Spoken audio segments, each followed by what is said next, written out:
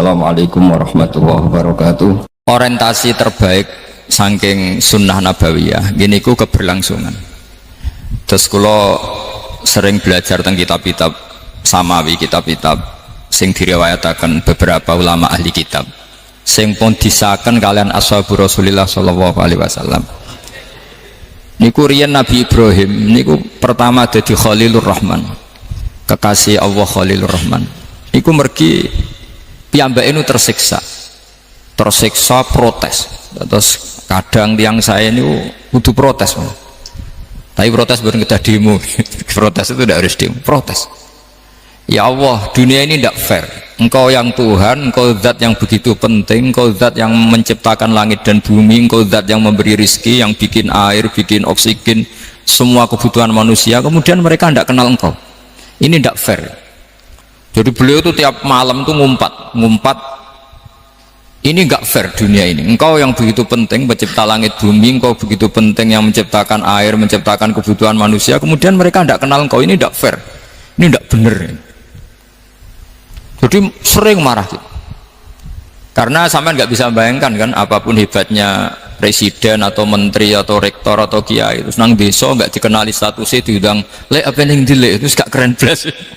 Karena ya sama kan, salah Habib Soleh Alatos, muridnya Said Umar punya Mbah Mun, terus nang desa diundang pening dilek itu kan gak keren belas.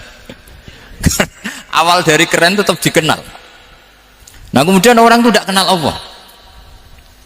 Makanya terus beliau sujud berkali-kali, ya Allah, sama siapa munajatnya beliau? Innahu la yahzununi alla ara ahadan fil ardi ya'buduka ghairi. Jadi cara kiai sarang namanya ini innahu sak temene kelakuan la yahzunu, yektene nyusano ni ing ingsun, nyusano banget karena pakai lam taukid. Innahu sak temene kelakuan la yahzunu, yektene nyusano banget ni ing ingsun. Apa sing nyusano an? Apa sedene kelakuan la ora ningali ingsun fil ardi ing dalam bumi. Ahad dan ing wong suwiji ya'budu kang nyembah sapa ahad ka ing panjenengan ghairi saliyane ingsun. Ya Allah, sungguh saya sangat susah karena engkau zat yang begitu penting, kemudian yang tahu kalau engkau Tuhan itu hanya saya. Sampai ngenes gak misalnya ada orang melihat saya itu marhafid kemudian tidak tahu kalau beliau orang alim, sampai sebagai muridnya ngenes gak? Ngenes kan? Ada orang memperlakukan Mbah Mun tidak tahu kalau beliau seorang alim alama, kita sebagai santrinya ngenes gak? Ngenes. Lah ini Allah yang Tuhan, kemudian orang tidak ada yang memperlakukan dia sebagai Tuhan, bahkan nyebut saja tidak mau. Itu ketersiksaannya Nabi Ibrahim. Kalau kita kan tersiksa mergo ora duwe, ora payu rabi, terus sing wis payu rabi ra iso wayo, ya gitu. Macam-macam kesulitan. Itu jadi apa, jadi wali itu sudah berat karena orientasinya agak tentang Allah tapi tentang diri sendiri. Ana sing susah proposal ragu ya Mas Akam. Macam-macam. Artinya Nabi Ibrahim itu orang yang benar-benar Khalil Rahman. Beliau tersiksa ini karena dunia dianggap gak fair. Masa Allah zat yang begitu penting kemudian mereka nggak tahu. Maka awal dari nubuah itu apa? Menaukan, al-i'lan, mempermaklumatkan Allah di alam raya ini. Makanya nggak ada nabi kecuali memaklumatkan diri. Saya dulu awal-awal Habib Soleh mau nyai, saya bilang orang alim itu harus ngaku kalau alim, Habib juga harus ngaku kalau Habib. Yang orang miskin tidak usah ngaku, sudah konangan. Wong elek rasa ngaku seketor elek. Sudah. Karena agama ini pertama yang menolong itu memaklumatkan. Sehingga pertama Nabi jadi Nabi dari Gua Hira, pertama apa? Cara saya ini kira-kira memaklumatkan. Tapi reso dibahas jumpa pers. Tapi yang jelas pertama yang dilakukan Nabi setelah di Gua Hira apa? Memaklumatkan diri kalau beliau adalah Nabi. Sehingga dikumpulkan semua, terus beliau memaklumatkan diri kalau saya ini Nabi. Karena nggak ada artinya Allah kalau tidak dimaklumatkan. Makanya di Quran itu kalau menyebut Allah atau menyebut kebenaran selalu dimulai dengan kata fa'lam, harus dingertikan. Kita ngerti kemudian mengertikan ke orang lain. Makanya saya sering dulu bilang ke Habib Soleh, nggak boleh orang soleh menyembunyikan diri, karena nanti kalau orang-orang soleh menyembunyikan diri, sing zuhara ala wajilil ardi adalah sesuatu yang nggak benar. Coba misalnya gini, orang bisa terhibur lewat dangdutan, terhibur lewat maksiat, sementara orang nggak bisa terhibur lewat tolak al-badru alaina, asyraqal qaunub dihaja dan sebagainya. Maka orang-orang soleh adalah orang yang bisa memaklumatkan Allah, memaklumatkan Rasulullah, memaklumatkan Quran, dan supaya itu diterima. Karena awal dari orang terima itu tahu dulu. Nah ini tahu saja ndak.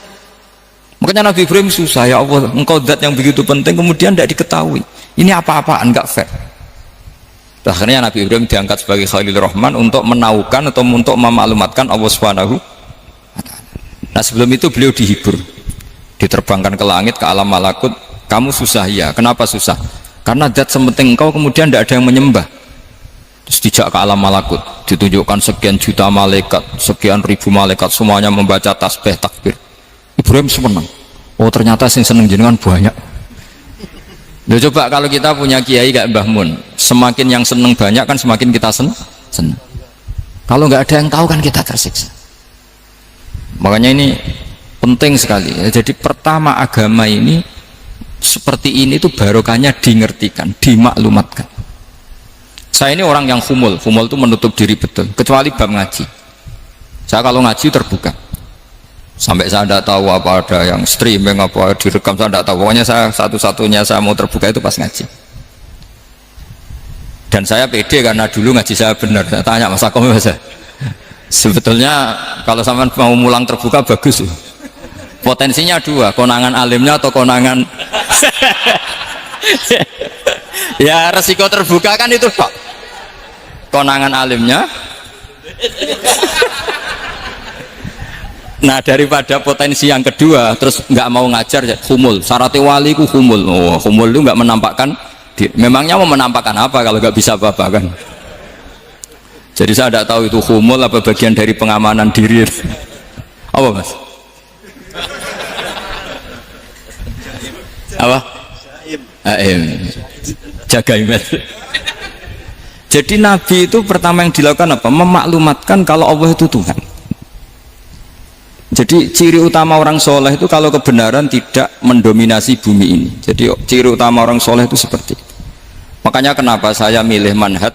Tentu Habib Soleh tidak harus niru saya karena antar orang alim tidak boleh saling mengikuti. Tapi juga seterusnya nggak boleh saling ganggu. Saya itu ngaji di mana-mana itu guyon, karena bapak saya suka guyon, Mbah Mun suka guyon. Alasannya bapak dulu sederhana, orang sudah nyari hiburan dengan maksiat, sehingga agama ini harus membawa keceriaan sosial, membawa keceriaan hati.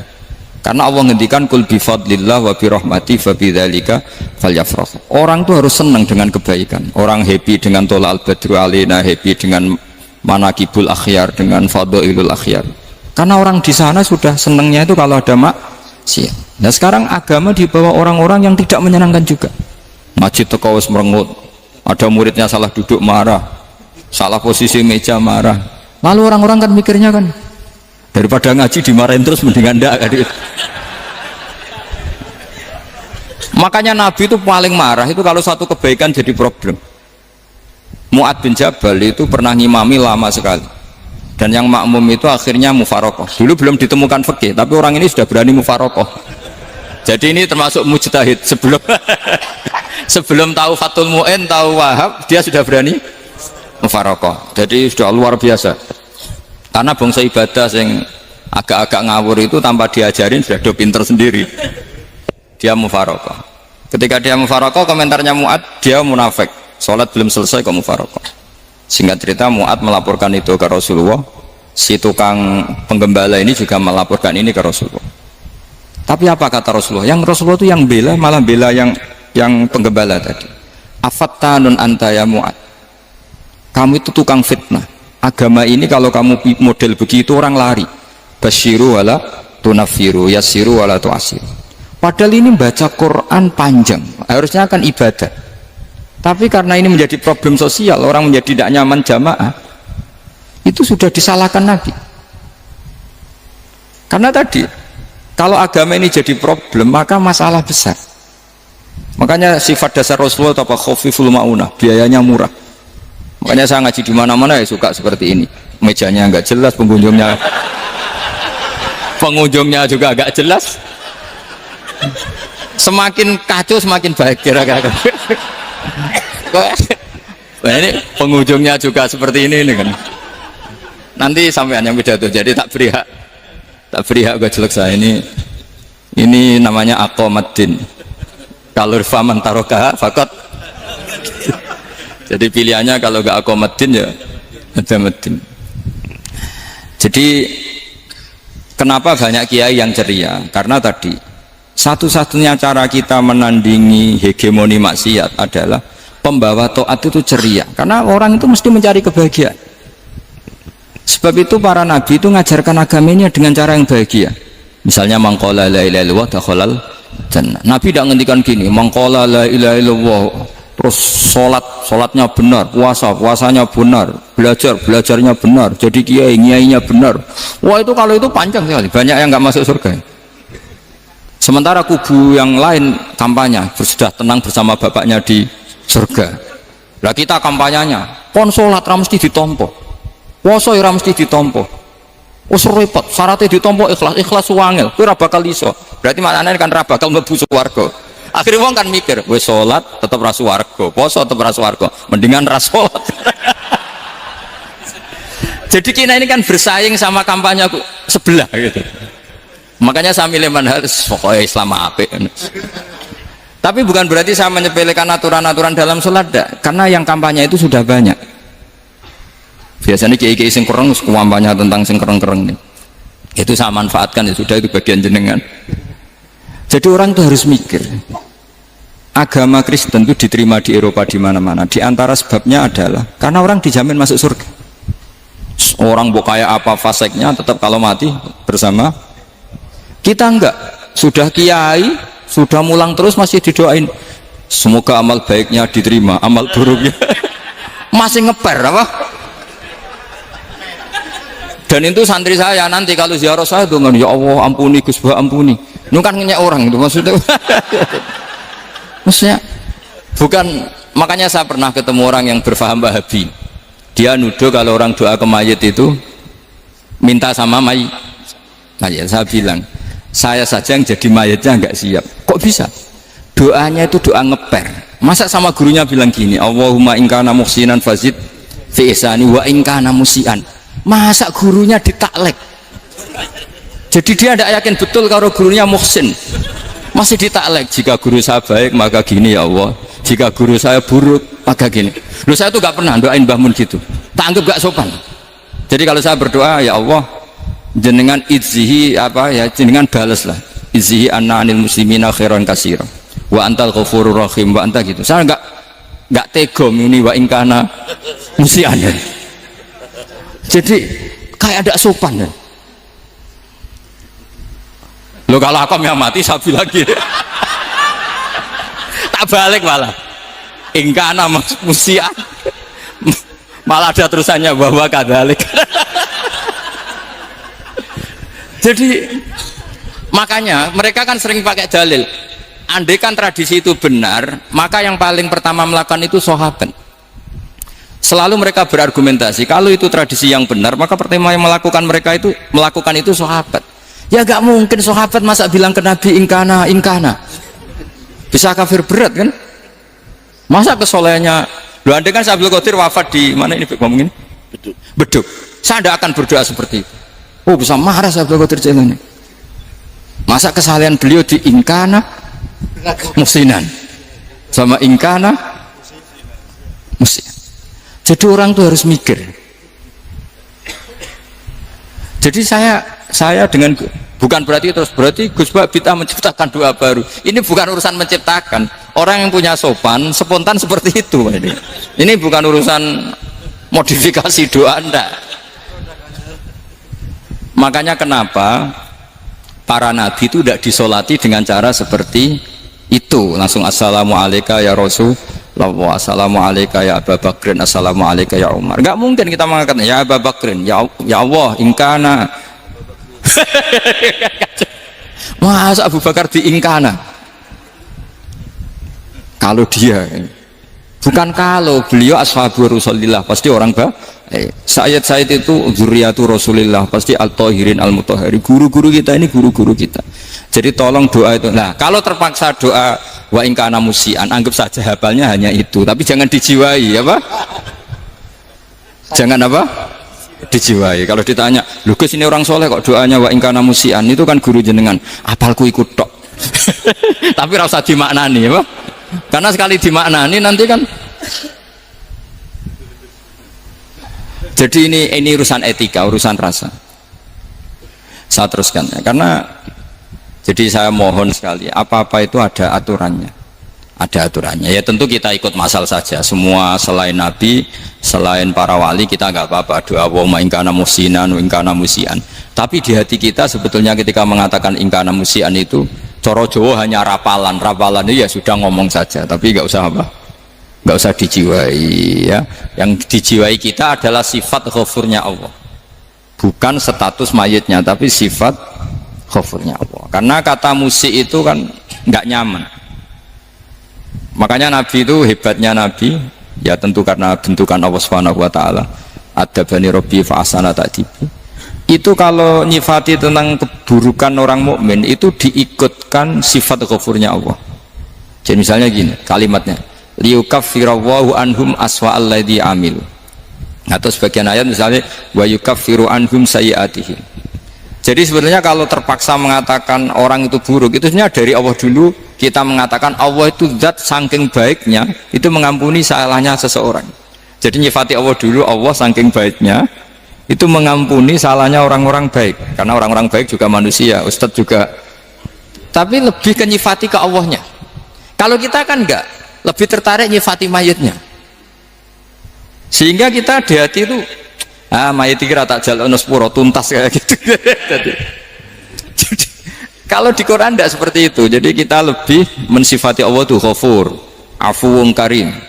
Makanya seperti doa-doa kita kalau Ramadan gini, Allahumma innaka afuwun karim tuhibbul afwa, baru bakas fa'fu. Jadi ada aturannya. Meskipun ilmu ini agak jelimet, tapi bagi ahlinya ini ma'ruf. Kalau sama nggak paham berarti nggak ahlinya.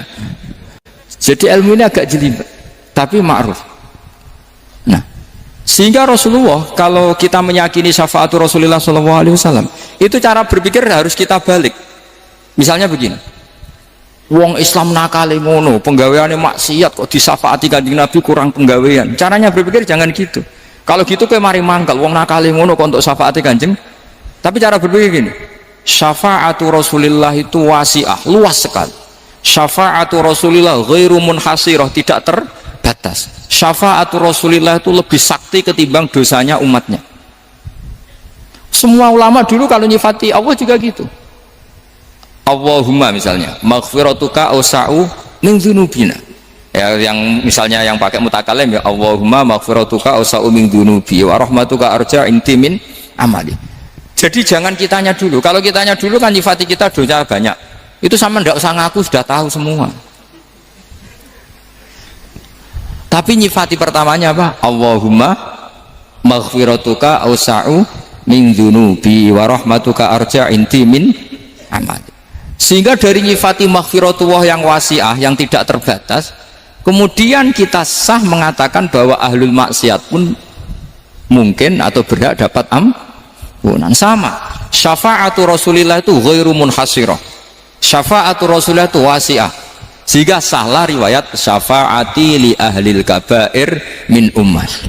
Itu bukan menyangkut melegalkan kabirah, bukan menyangkut mengesahkan orang Islam dosa besar, karena nanti dapat syafaatnya Rasul.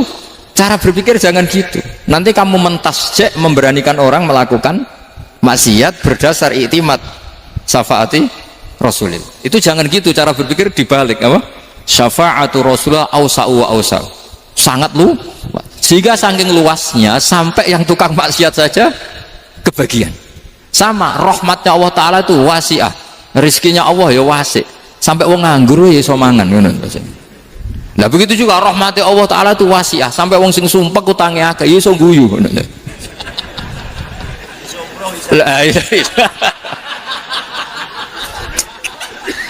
Tapi kalau dibalik, misalnya saya diprotes kiai, saya pernah juga diprotes, Gus umat kok mbok latih guyu padahal mereka maksiate akeh, hutangnya akeh, gini-gini. Karena kamu menyifati orangnya. Kalau menyifati orang ini sampean guyu haram. Utang jatuh tempo sampean gak mikir dosa ndak? Dosa. Jadi kiai muridnya goblok kok kiai ini kurang tahajud itu ya dosa. Dadi kiai kok muridnya goblok tenang wae. Sementing untuk sowanan iku amatir ya kene. Mestinya cara berpikir dibalik. Rahmatullah wasi'ah, rizquhu ya wasi', fadluhu wasi'. Sampai wong sumpek wae iso guyu. Sehingga kita ini sudah objek. Loh, kita ini tidak subjek di alam raya ini, kita tidak subjek tapi apa? Objek. Makanya saya berkali-kali mengatakan, mbok kayak apa sumpeknya kita, tetap wong iso guyu. Karena apa? Allah mensifati dirinya wa annahu wa adhaka wa abka. Allah itu adhaka, zat yang memberi orang iso guyu. Wa abka lan zat sing maringi wong iso nangis. Karena sifatnya Allah Ta'ala pasti nafidah, sifatnya Allah Ta'ala pasti terjadi. Dan kita objek. Makanya wong sumpek utangnya akeh, bojo ora percaya, tangga ora percaya, nak guyu banter-banter. Karena Allah ku adhaka, zat sing maringi guyu. Wa abka, sudah presiden, sudah gubernur, sudah menteri, nah Allah kepengen nangis, no yo nangis. Coba ngeluhnya apa kalau misalnya jenengan seorang mantan presiden atau mantan gubernur, kadang anaknya calonan RT bo menang bunda ngeluhnya apa? Orang alim misalnya, alim alama, anaknya mau jadi jurumiah raiso, susah. Kaya raya anaknya jadi pasien, susah. Allah punya cara untuk abega, untuk bikin orang nangis. Nah karena kita ini objek, pasti sesumpek apapun orang yang bisa tertawa ya bisa nangis. Makanya banyak ulama yang nggak terlalu serius mikir agama ini, bukan karena daplek, enggak, karena Allah mensifati dirinya Al-Hadi, yang memberi petunjuk. Kita gak ditunggoni Kanjeng Nabi, gak ditunggoni Wali Songo, gak ditunggoni para alawin yang dulu, gak ditunggoni Habib-Habib yang kayak Said Abdul Al-Haddad. Tapi karena Allah itu Al-Hadi, yang memberi petunjuk, dan sifatnya Allah Ta'ala la budda wa ayat entakuna nafidah. Sifatnya Allah pasti nafidah. Amerika kayak apa liberalnya, sekarang trennya juga banyak yang masuk Islam. Kampung-kampung pedalaman gak ada kiainya, cukup mudin. Kadang yang membawa agama itu orang yang ke situ mau nyari kayu. Orang di pedalaman Kalimantan, Sulawesi itu pertama itu nyari kayu, tapi bawaan hidayat, lama-lama bikin masjid. Saya pernah di Korea, ke sana orang nyari uang, niatnya juga nyari uang, tapi akhirnya tersiksa kalau enggak bikin masjid. Karena apa? Karena Allah itu Al-Hadi, zat yang memberi petunjuk. Maka kamu tidak usah khawatir, agama ini pasti jalan ila yaumil qiyamah, karena Allah Al-Hadi. Sama. Mbok kamu umat mbok weden-wedeni kowe ku amalan ora mesti ditampa. Nek ora ditampa mlebu neraka. Ngono mulai ngaji ya tenang ae. Tenang, santai. Bahkan kadang bilang gini, Pak Yai tadi gak bener. Masa ngecap orang mlebu neraka? Kita yang masyarakatnya gak tahu pintunya. Pak kayaknya tahu pintunya. Karena orang itu punya cara. Loh ya betul. Orang Bedui itu kalau ngaji sama Nabi itu lebih unik timbang yang soleh, timbang yang pinter. Sehingga banyak ilmu itu ditemukan dari orang Bedui. Karena cara berpikir itu aneh. Kalau orang soleh, orang waras kan berpikirnya ada aneh, standar. Jadi orang Bedui itu aneh. Pernah suatu saat Rasulullah itu khutbah cerita kiamat. Wah, dasarnya kiamat kayak apa? Semua orang diam nangis semua. Orang Bedui enggak, lebih cerdas. Ini Nabi itu aneh. Cerita kiamat kalau udah ada tanggalnya ini gimana? Orang nangis semua karena dasarnya kiamat kayak gitu. Bumi dihancurkan, wus. Pantas sudah nangis dewe-dewe. Ya ono sing nangis pabrik banyune macam-macam ya. Ini kalau kiamat gimana ini perjalanan air kemasan saya kan orang mikir mikir dewe-dewe gitu. Tapi ini enggak. Orang Bedui cara berpikir tuh enggak. Malah ya Rasulullah, mata saat. Engkau itu cerita kiamat tapi enggak jelas tanggalnya. Kalau cerita kiamat ya harus jelas dong kapannya. Jadi unik. Jadi cara berpikir sahabat kaget semua loh. Kaget. Karena gak kepikiran. Nabi a'radu anhu, a'radu itu mengabaikan. Banyak sahabat yang menganalisis lam yasma kan. Nabi memang gak dengar sehingga mengabaikan. Ada yang analisis lagi sami'a wa kariha. Sebenarnya Nabi dengar itu gak berkenan karena tengah-tengahnya khutbah kok tanya. Tapi si Arabi ini cerdas, masuk akal kan? Misalnya mau pilihan presiden, orang mesti tanya kapan kan? Gitu. Ya kan? Mau ganti presiden atau ganti bupati, takarannya orang kan kapan? Kayak Mas Akom jadi wali ndak? Pertanyaannya kan kapan? Kalau jatuhnya kan sudah ya. Sehingga tanya, mata sa'ah ya Rasulullah. Lama-lama Nabi diangen-angen, bener juga orang ini. Saya cerita kiamat kok gak jelas kapannya. Ini Nabi menjawab. Tapi karena Nabi orang-orang yang sangat pinter, tanya balik. Ma'atat talaha. Lalu kalau kamu berani tanya kiamat kapan, saya tanya balik. Ya persiapan kamu apa? Jawabnya santai saja. Fa wallah ma'atatulaha kabira sholatin wala siyamin walakinni uhibbuka ya Rasulullah. Saya nggak menyediakan apa-apa, sholat saya biasa aja, maksudnya standar. Ya kira-kira 5 waktu pas. Ya jenis saya lah kira-kira gitu. Wala kabira siyamin, dan saya puasa ya standar saja pas. Walakinni uhibbuka ya Rasulullah. Tetapi saya mencintai engkau ya Rasulullah. Jawabannya Nabi apa? Almar'u ma'aman ahabba. Sebagian riwayat anta ma'aman ahbabta. Jadi hadis itu populer tuh barokahnya wong desa tadi. Andai kan dia punya etika, maka sowan dulu tanya 4 mata. Itu jadi hadis ahadi. Tapi barokahnya dia selonong di depan umum. Zaman Nabi khutbah itu jadi hadis mutawatir. Jadi kadang barang baik itu barokahnya orang yang nggak baik. Maksudnya su'ul adab. Tanya gitu kan su'ul. Tapi itu barokah. Akhirnya hadis itu mutawatir karena didengar ribuan sahabat yang mendengarkan khutbahnya Rasulullah. Tapi kalau hadis itu satu-satu kan khossoni bidzalika Rasulullah, khossoni bidzalika Rasul, itu nanti jadi hadis ahadi yang kualitasnya jauh di bawah hadis mutawatir. Jadi barokahnya orang su'ul adab itu ya ada. Karena Allah yang mendesain ini. Akhirnya kata sahabat, kata Anas bin Malik, mereka itu mangkelnya bukan main sama Arabi tadi, karena tanya nggak sopan sama Rasulullah. Tapi setelah Nabi jawab almar'u ma'aman ahabba fama farihu bisyai'in farahahum bidzalika batal. Mereka tidak pernah senang dengan hadisnya Nabi sesenang riwayat almar'u ma'aman ahabba. Barokahnya Arabi Bedui. Makanya saya sebagai kiai ini Bedui saya tak pertahankan ila yaumil qiyamah. Karena umat ini pernah terbarokai oleh orang apa? Bedui. Barokai suladab tadi. Jadi mohon ini supaya majelis ini kan majlisul ilmi Rasulullah, coba terlatihlah mengatakan Allah itu subjek, Allah itu al-fa'ilul mukhtar, Allah itu al-fa'ilul mukhtar, Allah itu yang menentukan alam ini.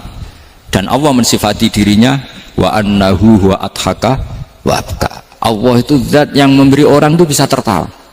Dan Allah juga yang memberikan orang itu bisa menangis. Mau kayak apa kamu neror umat, amal nggak mesti diterima gini-gini. Ternyata neng majelis nangis ya, mulai guyu. Kadang guyu-guyune ngenyak tenan nih. Daripada apa ya agak-agak merodok orang yang dohirnya beda dengan batinnya, nggak perlu distatuskan seperti itu. Ya sudah biasa saja. Jadi, nah, fi muqaddimihim, imam besar dalam manhaj ini namanya Abul Hasan apa? Asyadzili. Abul Hasan Asyadzili itu kalau ada orang tanya gini, Beb saya ini susah, sholat saya tidak mesti diterima Allah gini-gini, marah. Nggak usah. Kafa bika jazaan an radiyaka laka ahlan. Sudah kamu ditakdir pernah sujud itu sudah keren. Saya itu andaikan dapat kabar dari malaikat bahwa sholat kamu tidak diterima, saya tidak susah. Bukan karena sombong. Pernah ditakdir sholat sujud ning Allah itu keren.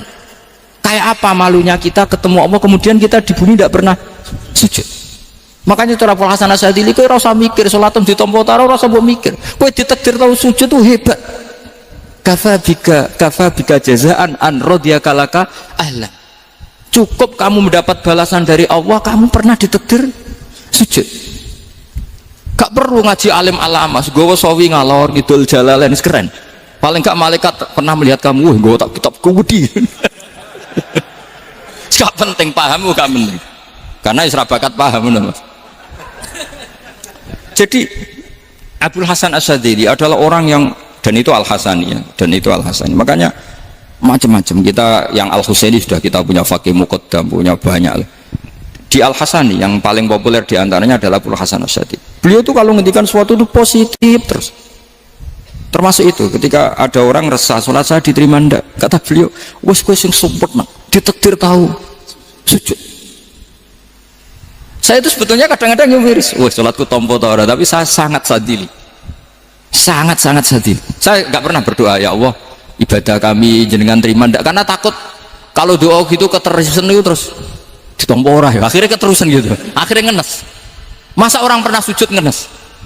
Lama-lama gini setan masuk Apa artinya saya sujud ternyata nggak diterima? Lu wong kawula kok iskal tentang pernah sujud. Itu kan ibarat gini, kamu ngasih uang sama orang tua kamu, misalnya Habib Soleh ngasih uang Habib Ali, terus apa artinya tak kasih, kemudian beliau tidak terima kasih, itu kan lucu. Terima kasih tidak terima kasih, seorang anak ngasih orang tua itu keren. Makanya saya bangga dengan Habib Soleh ketika beliau mengumrohkan Habib Ali, sudah mendaftarkan haji Habib Ali. Nggak usah mikir diterima apa enggak, wes keren, itu sudah perilaku yang keren, yang hebat. Makanya saya sering ada orang mau cerai tanya saya, Gus saya ini cerai gak, istri saya kurang ajar gini. Gak usah. Wah bojoku lo judes. Uang di bojoku wis keren. Paling gak kowe ra darani jomblo.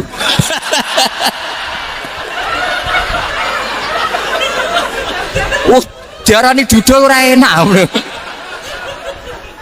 Wis luwe sabar ndi diarani duda mek diarani bojo judes. Enak bojo judes sik gagah. Di bojo lah. Oh iya. Provokator itu. Jadi kafabiga jazaan an radhiya kalaka alan, sudah ditakdir pernah sujud itu sudah keren. Dulu ulama ala hadan nampak. Ulama dulu cara berpikir seperti itu. Makanya ulama dulu kalau nafsiri wasjud waqtarib sudah pernah sujud. Di Quran nggak pernah ada ayat wasjud lan sujudo siro ingkana kada wa kada ingkunta mutayakinan bikobuli sujudi, kan ada sujud ya sujud saja, tidak usah mikir makbul apa tidak makbul. Sudah kalau sujud pasti waktari. Terus saya sebenarnya ya sebagai orang ya kadang wedi sholatku ditompo atau orang, tapi kalau keterusan nanti ada was-was yang mengatakan opo artine sholat. Itu kan ngeri, seorang hamba sing uripe ning bumine Allah kemudian menyoal pernah sholat hanya karena takut gak diterima. Itu kan geblek banget. Biasa jenis kiai yang di partai itu. Saya tidak tahu kalau keneng dikom. Setiap umat nasa kamu gak ada keren iblis. Jadi, nah nanti kalau misalnya ada manhajnya Habib Soleh yang tidak seperti itu tidak apa-apa. Mungkin supaya orang nggak takabur, nggak fakhr. Sehingga makanya mulai dulu lama itu ya partainya kalau nggak rojak ya khauf. Nah saya ini yang terang-terangan ikut partai rojak saja, apa? Partai rojak. Karena banyak yang sudah di partai khauf. Tapi saya rojak yang bil ilmi tadi. Makanya Sayyidina Umar radhiyallahu anhu itu yang namanya sama sujud. Saya itu punya kitab. Habib Soleh pernah tak tunjukin tulisan tangan saya. Muji-muji sujud. Sayyidina Umar ketika ditusuk seorang gila itu Majusi, Abu Lu'lu' terkenalnya itu Hulamul Mughirah terkenalnya. Ditusuk, dia sahabat, beliau sahabat, wali. Jadi nusuk Umar tuh kayak apa? Nusuk Mas Akom aja dosa besar, apalagi nusuk Umar. Itu ketika ditusuk, dia itu ya punya dendam. Namanya manusia itu punya dendam. Maksudnya namanya orang kan mangkel sama yang nusuk. Kalau orang mangkel itu inginnya kan yang nusuk itu masuk neraka. Tapi apa kata Umar? Ngendikan gini, tanya pertama, yang nusuk saya siapa? Orang Majusi. Orang Majusi, Hulamul Mughirah. Alhamdulillah alladzi lam yaj'al maniyati biyadi rajulin lam yasjud laka sajdatan yuhaju biha indaka yaumal qiyamah. Saya itu senang Gusti, yang nusuk saya orang yang nggak pernah sujud sama jenengan. Jika kalau saya dendam supaya dia masuk neraka, saya nggak takut orang itu nuntut sama saya. Tapi kalau dia pernah sujud, pernah sholat, kemudian dia masuk neraka karena nusuk saya, kemudian dia berargumentasi, saya pernah sujud ya Allah, kenapa engkau masukkan neraka? Saya tidak berani jawab ya Allah, saking hormatnya sama yang namanya sujud. Jadi kamu ini dendamnya kesampaian, coro Jawa ya, dendam dengan tanda kutip ya, tidak makna semestinya. Jadi mangkel lebih sing nusuk, nak mlebu neraka pantas, wong ora tau sujud wae Gusti gitu. Tapi kalau pernah sujud, kemudian dia masuk neraka karena saya, bisa yuhajuni biha yaumal qiyamah. Jadi kayak apa sujud? Saya apa? Nabi itu kalau muji sujud sampai mengingatkan wa hatta takuna sajdatul wahidatu khairan minad dunya wa ma fiha. Nanti kalau kamu di akhirat ketemu Allah, kenangan terbaik kita apa? Di dunia pernah sujud. Keren aja. Cara ning pondok wis tau bayar syariah. Cara sowan kiai tau ngampopi Mas. Wis go jajan. Nah tapi kadang syaitan itu masuk tadi. Apa artinya sujud gak mesti ditompo, apa artinya sowan Habib ngaturi gak mesti ditompo, ngaturi kiai. Akhirnya ada ketakutan. Nah kalau ketakutan ini berlebihan lama-lama, ma faidatus sujud. Wah itu sudah buruk sekali. Wong hamba kok tanya ma faidatus sujud. Nah ini di pentingnya mazhab-mazhab Syadzili. Jadi saya ngaji agak-agak uraan wa amdan. Kalau ini watak sudah bukan. Jadi uraan itu ada dua, ada yang amdan bismil ilm, ilmunya banyak terus milih manhaj. Insya Allah saya partai itu. Ada yang uraan bakat mas. Ada ya? Ada apa banyak? Nah sebetulnya khauf juga gitu Bim. Ada khauf itu karena ilm. Ada Habib alim alama atau kiai alim alama, dia tahu masyarakat kalau ngikuti Gus Bak nanti jadi fakhr, kurang tawaduk, terus dia milih partai khauf. Lah yang buruk itu ada kiai yang milih khauf pancen dari awalnya sati cilik ya. Jenisnya wis sati. Jadi sebenarnya dia tidak cukup ilmunya nerangkan khauf, cuma jenisnya wis sati cilik. Wong ning omah lawang dikunci ono gludak-gludak, ono hantu putih. Jadi ya sama, yang bawa rojak bisa bawaan dablek, yang bawa khauf bisa saja bawaan ati cilik. Nah kita ingin yang bawa rojak ya bismil ilm, yang bawa khauf juga bismil ilm. Ya ono teh Mas wong sing ati gede, pegawene dua blek, tapi enggak bawaan rojak, memang bawaan dablek. Ada yang ati cilik tapi bawaan khauf. Jadi mengatakan khauf tapi sebetulnya bawaan ati cilik. Nah kita inginnya ndak kalau rojak ya bismillah kayak Abdul Hasan Asyadzili, kalau yang kampanye khauf kayak Said Abdul Haddad bawaan apa? Ilm. Sehingga kita ini Kul inni ala bayyinatin mir rabbi, semua itu berdasar ilmu sing jelas welo-welo. Makanya semua nabi memaklumatkan apa? Kul inni ala bayyinatin mir rabbi. Jadi semua ilmu syaratnya apa? Bayyinah. Bayyinah itu kebenaran ilmiah sing jelas welo-welo. Makanya itu yang disebut Allah Subhanahu wa taala mensifati kekasihnya yaitu Nabi Muhammad sallallahu alaihi wasallam, lam yakunil ladzina kafaru min ahlil kitabi wal musyrikina munfakkina hatta ta'tiyahumul bayyinah rasulun minallah yatslu suhufan mutahhar. Niku Kanjeng Nabi saking cerdase meneh dek wong Islam, wong musyrik, wong kafir ngerti logika yang dibangun Nabi saja kuat infikak dari kemusyrikannya. Makanya disebut munfakin.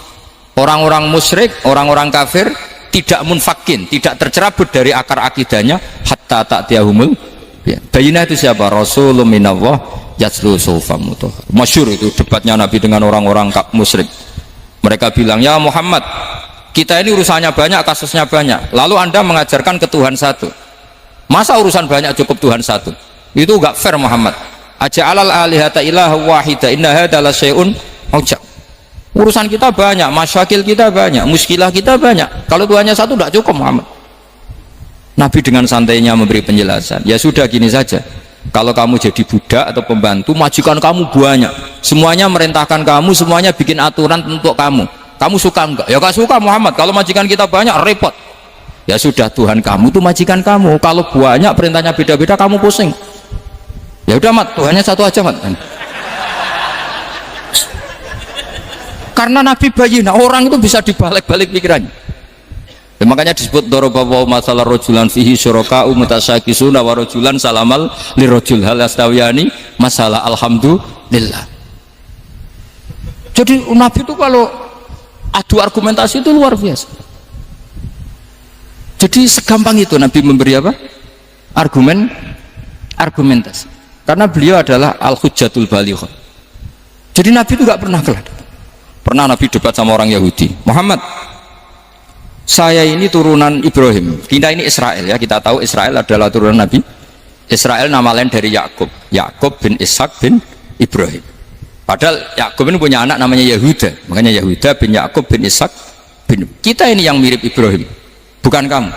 Tapi orang Yahudi itu nggak apal nasabnya, sehingga mereka bilang kita ini saking baiknya Ibrahim saja pengikut kita. Terus digojlok oleh Nabi, Ibrahim itu buyute Yahuda, makanya digojlok, ha antum ha ulai hajatum fi malakum bi ilm falimatu hajuna fi ma laysa lakum bi ilm. Kita adu debat ini sudah ilmiah, kenapa kamu menjadi tidak ilmiah? Kenapa Muhammad? Terus Allah menurunkan wa ma unzilatit taurat wal injilu illa min ba'di afala ta'qilun. Artinya gini, kalau Ibrahim dikatakan Ibrahim Yahudiyah, itu sama dengan saya berkali-kali podo karo sampean misalnya ngendikan Mbah Zubair itu pengagumnya Gus Roji misalnya. Padahal Gus Roji bin Ubab bin Maimun bin Zubair, misalnya Gus Roji bin Kiai Haji Ubab bin Kiai Haji Maimun bin Kiai Haji Zubair. Nah Ibrahim itu kan Yahuda bin Yakub bin Ishak bin Ibrahim. Terus mereka bilang Ibrahim itu pengikut Yahudi. Itu kan kebalik-balik. Kayak Habib Hasan itu pengagum Habib Soleh. Kan Habib Hasan rohnya ini gimana, ini sih mbahnya kok dianggap. Nah sehingga orang Yahudi ketika Nabi berdebat, beda dengan Nabi Muhammad SAW. Ketika ditanya, kenapa kamu yakin agama tauhid? Millata abi, karena ini agama nenek moyang saya. Millata abikum apa? Ibrahim. Jadi jelas. Akhirnya orang Yahudi ngerti. Ya kan sama dengan mengatakan tadi Pak Karno itu pengagum Puan Maharani. Kan aneh nggak kalimat itu? Mbah Hasyim Asy'ari itu pengagum Gus Dur. Gak lucu. Itu debat. Jadi Nabi itu orang yang bayinah. Bayinah itu kalau menerangkan kebenaran itu bahkan orang kafir pun bisa infikak, bisa munfakin, tercerabut dari akar kekafiran.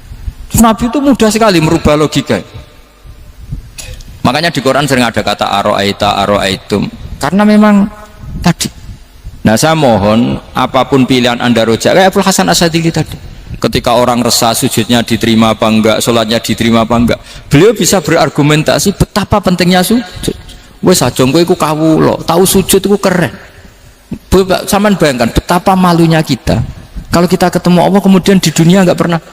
Lho paribasane kula mlebu swarga lah isin. Mlebu swarga tapi ning donya ora tahu isin. Sama seperti kowe di guru sak urip-uripmu ora tahu salam templek isin. Kira-kira seperti meskipun salam template ora penting ya ora penting tuh, misalnya soalnya salam template 50.000 duwe wis akeh ngono kan. Nama sakom penting kudu rokok.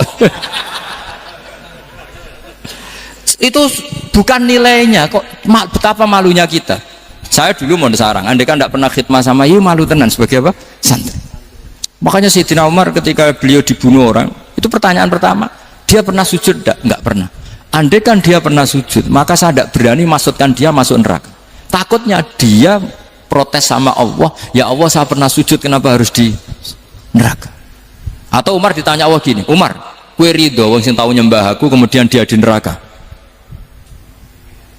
Kayak apa? Jadi makanya Umar ketika wafat ketika alhamdulillah alladzi lam yaj'al maniyati biyadi rajulin lam yasjud laka sajdah. Ya, jadi saya mohon sekali jadi majelis ini sebuah majelis mubarak, caranya tauhidnya dibenarin. Apa tauhidnya dibenarin? Jadi Allah itu adhaka wa abka, Allah itu al-hadi, Allah itu ar-razzaq. Sehingga menteri ekonomi mbok salah rumusillah wong tetep mangan. Mergo Allah itu ar-razzaq. Mbok negara dikelola keliru lah wong tetep mangan, wong Allah itu ar-razzaq. Kiai rada akeh sing di masalah. Tapi ya tetep agama ini jalan. Lho andai kan syaratnya agama ini kiai ini bener, wah ya repot. Kowe iso bayangno masakom bener terus. Tapi agama ini berkali-kali coba di TV itu banyak nyun sewu, ada ustadz, ada kasus apa, ada kiai, kadang ada masalah hukum. Agama ini jatuh enggak masalah.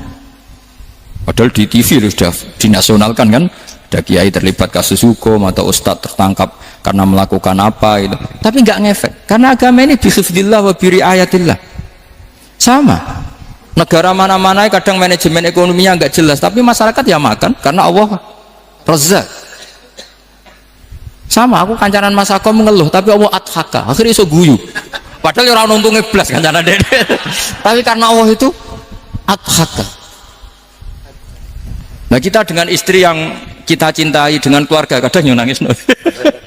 Karena Allah itu zat yang bisa memberi abka. Wa annahu adhaka wa abka. Terus wa annahu wa amata wa ahya. Kita tidak ingin mati, wa ya mati ya mati saja karena kita objek. Nah, hidayah itu seperti itu. Allah al-hadi. Apa? Allah itu kayak apa Korea, negara ateis.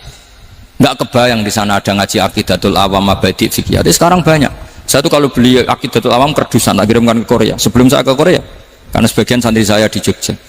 Di sana ada ngaji Aqidatul Awam, ngaji Takrib. Bahkan saya di sana dilakokno sakduna fid dunya. Kayak apa Allah kalau ingin bikin hidayah? Karena Allah itu al-hadi. Wong Indonesia digerakno seneng duit. Bareng seneng duit mau apa? Korea. Setelah di Korea tersiksa karena gak ada tempat sujud, akhirnya urunan. Segampang itu kalau Allah menghendaki. Itu enggak dibenem MUI, enggak dibenem, karena Allah Al-Hadi. Jadi saya mohon sekali tauhid ini dibenerin dulu. Allah tetap Al-Fa'ilul Mukhtar, apa? Al-Fa'ilul Mukhtar, sehingga Allah mensifati dirinya Adhaka. Mbok kamu bendung kayak apa, orang ngaji saya tetap guyu. Supaya iso mbuli saya, oh Gus Bapak ngaji tidak guyu. Allah yang memberikan guyu kamu itu. Andai kan sesuai status kamu, kowe ora ngarep guyu. Utang akeh, jatuh tempo, bojo ora percaya. Gede-gede kayak paham. Ya, jadi ini tak isyatkan jenengan. Saya ini tadi bawa kitab Fathur Rahman di Thalibi Ayat Qur'an, mau tak kasihkan hadiah ke saya itu Marhafid sebagai penyempurna karena beliau sudah Al-Husaini. Semoga ini dapat barokahnya Al-Hasani. Ini dikarang oleh zurianya Abdus Salam bin Masis. Abdus Salam bin Masis adalah guru dari Abul Hasan apa? Asyadili. Jadi kita tahu Syaibul Hikam Ibnu Athaillah As-Sakandari muridnya Abul Abbas Al-Mursi. Beliau muridnya Abul Hasan Asyadili. Beliau muridnya Abdus Salam bin Masis. Yaitu Alami Zada ini min dzurriyyati Abdus Salam bin Masis. Jadi ini Al-Hasani. Jadi ini sudah klub karena mulai dulu ya tradisinya gitu, banyak sabaib ngaji Barojak, Bafadol, nanti yang Bafadol Barojak yang ngaji Habib lagi, seperti sanadnya Soleh di Sarang. Ya Soleh ngaji Mbah Mun, tapi Mbah Mun ngaji Sayyid Alawi Sadat, ya ngaji Sayyid Zaini Dahlan, nanti setelah Sayyid Zaini Dahlan ngaji Ajam lagi Usman Adim Yati. Jadi ya biasa mulai dulu silsilah ya seperti itu. Jadi seperti dulu Ibnu Abbas termasuk Qorobatul Rasulillah. Jadi dulu Qorobatul Rasulillah itu Bani Hasyim sama Bani Muttalib. Tapi kalau sekarang ya tentu para sadat, para habaib. Dulu biasa Ibnu Abbas ngaji ke Zaid bin Sabit. Itu Ibnu Abbas yang mencium tangannya Zaid bin Sabit. Tapi Zaid bin Sabit juga mencium tangannya Ibnu Abbas karena Qorobatul Rasulillah Shallallahu Alaihi Wasallam. Jadi saya mohon semuanya itu insaf bil ilm, ya, insaf bil ilm. Kayak tadi munfakina hatta ta'tiyahumul bayin. Jadi bayinnya itu orang yang kalau menerangkan itu memberi penjelasan sing jelas welo-welo. Itu siapa? Rasulun minallah yatslu suhufam mutahharam. Beri Al-Fatihah.